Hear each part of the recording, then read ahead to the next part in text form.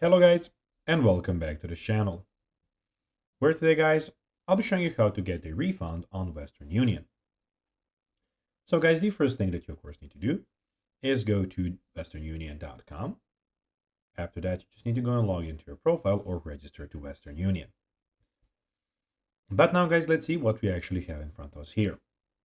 So in the top right corner, we have the three lines where we have the history, mobile app settings, and the logout button, and send money online in the middle of the screen.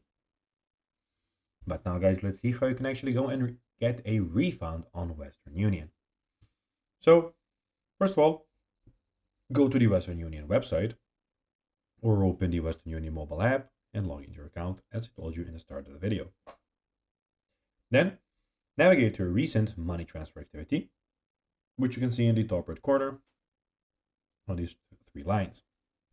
Then choose the transfer you want to go and cancel a refund, or refund of course. If the transfer is still pending and hasn't been picked up or deposited, you should see a cancel transfer or refund link. Click on the link and follow the instructions to cancel the transfer or request a refund.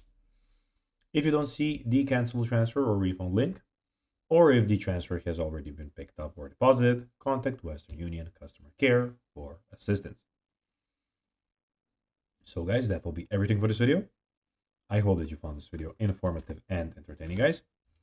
If you did, don't forget to like this video, share it, subscribe to the channel, and put the notifications on, as guys, this really helps us grow our channel.